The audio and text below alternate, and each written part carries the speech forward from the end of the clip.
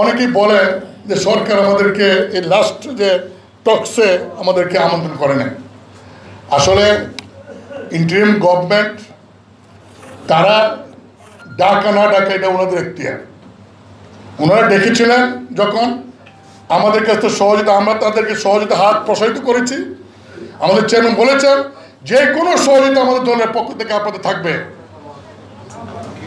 আর এখন যদি না ডাকেন, সহযোগিতা না চান, আমাদের কিছু বলার নেই, এটা ওনাদের ইচ্ছা।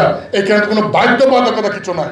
তবে আমরা জাতীয় পার্টি দাবি হলো যে বিভিন্ন সময়ে সংবিধানের যে কারণে, যে ক্ষমতার কারণে চিফ এক্সিকিউটিভ স্বৈরাচার হয়ে যান, ফ্যাসিস্ট হয়ে যান, কারণ রাষ্ট্রের প্রধান নির্বাহী সংবিধানের প্রদত্ত ক্ষমতা বলে কিন্তু ফ্যাসিস্ট হওয়ার সুযোগ আছে।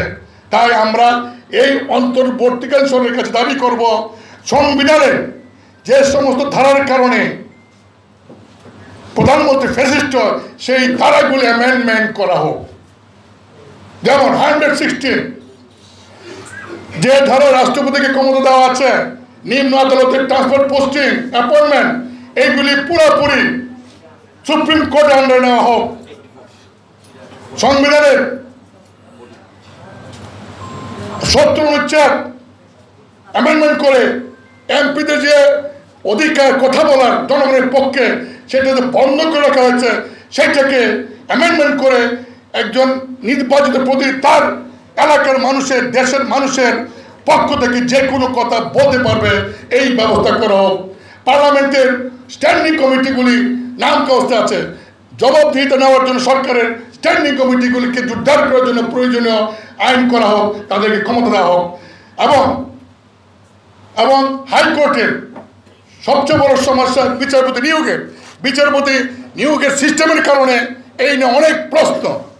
আমরা দাবি করছি যে সুপ্রিম কোর্টের মতো জায়গায় বিচারপতি নিয়োগের জন্য আইন করা হোক।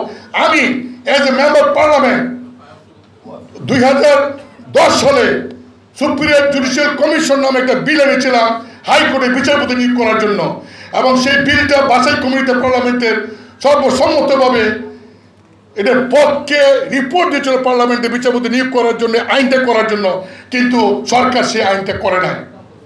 এবং পরবর্তী সময় গত পার্লামেন্টের আগের পার্লামেন্টে আমি আবারও সেই বিলটা এনেছিলাম, এই বিলটাও কিন্তু পাস করে নাই। এবং একটা সুন্দর বিল এনেছিলাম হাইকোর্টের বিচারপতি নিয়োগের।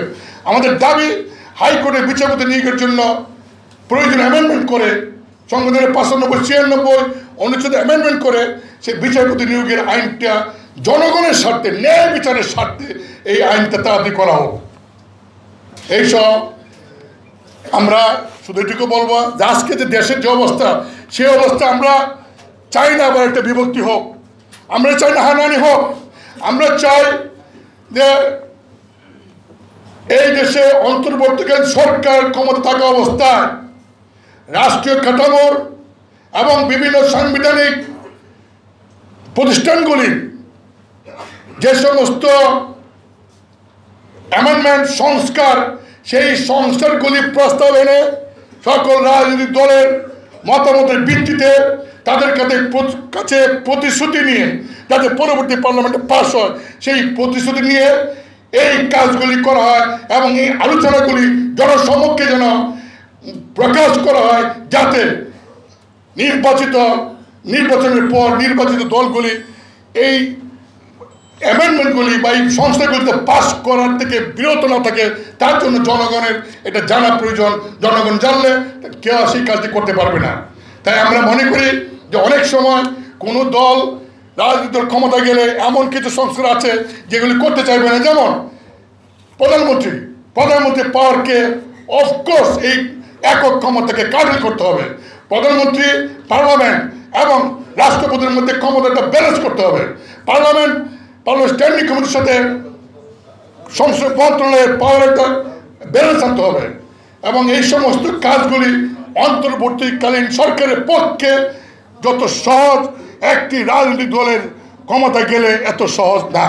কাজে দেশের প্রয়োজনে, দেশের স্বার্থে অন্তর্বর্তীকালীন সরকার এই সমস্ত কাজগুলি যত দ্রুত সম্ভব শেষ করে সমন্বয়ে একটা ইনক্লুসিভ বা একটা এই সকলের অংশগ্রহণে সুন্দর সুষ্ঠু একটা নির্বাচন দেওয়া হোক। সেই নির্বাচনে জনগণ যাদেরকে প্রত্যাখ্যান করবে তার আস্থাকে নিক্ষিপ্ত হবে, জনগণ তাদেরকে চাইবে তারা আসবে। এবং সেই আশায় আমরা এবং এসএসএফের এই যে উপজেলা সিস্টেমটাকে যেটাকে নাকি বিএনপি আওয়ামী লীগের সময় রিভাইভ করে, কিন্তু এটা কোমর ভাঙ্গা, এই কোমর ভাঙ্গা উপজেলা পরিষদকে আমরা দাবি করব যে এই উপজেলা পরিষদটাকে পূর্ণাঙ্গ উপজেলা পরিষদ যেটা 83-84 সালে ছিল সেই অবস্থা ফিরে আনা হোক এবং মুন্সিপ কোর্ট ম্যাজিস্ট্রেট কোর্ট অনতিবিলম্বে উপজেলায় নেওয়ার ব্যবস্থা করা হোক। এই বলে আপনাদের সবাইকে ধন্যবাদ দিয়ে আমার বক্তব্য শেষ করলাম।